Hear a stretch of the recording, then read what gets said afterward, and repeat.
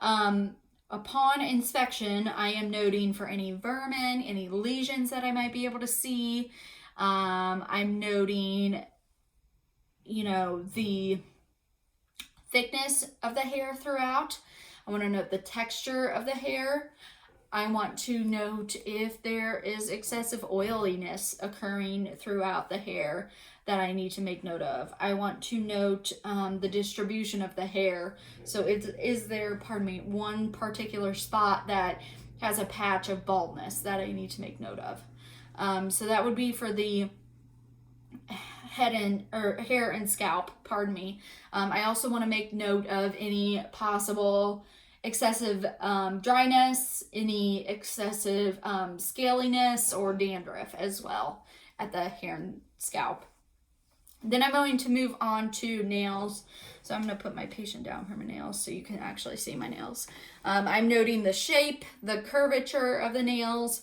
I'm noting upon inspection the color of the nails. I want to note under the nails if there's any dirt that I might be able to see. I'm going to test for clubbing, which is also indicative of normal curvature. So I'm going to have my patients put their fingers together as so, maybe. And I want to note that the little diamond shape in the middle here, which would indicate that there is no clubbing occurring. I'm also going to test for capillary fill.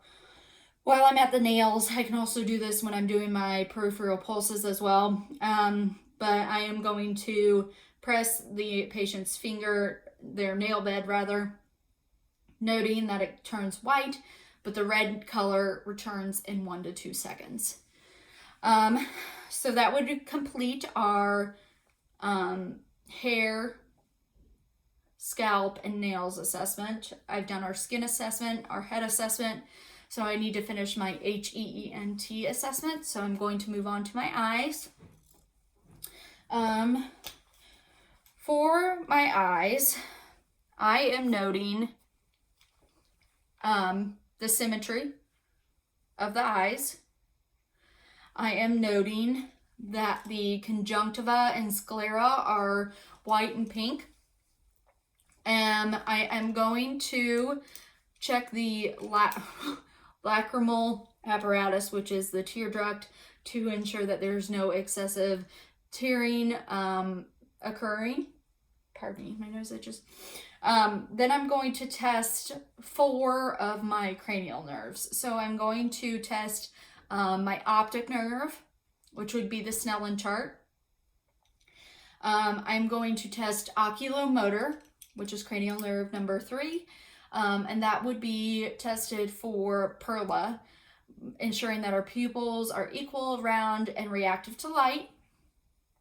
And for Perla, I'm going to place my hand in the middle of the patient's face, as so, and I'm going to use my pin light and come in from the side and go like that. And I want to ensure that the pupil dilates as it should appropriately. I'm also noting for red reflex at this time as well. So I would do this bilaterally. I'm also going to test cranial nerve number 4, trochlear, and cranial nerve number 6, abducens, and oculomotor for my 6 cardinal gazes. So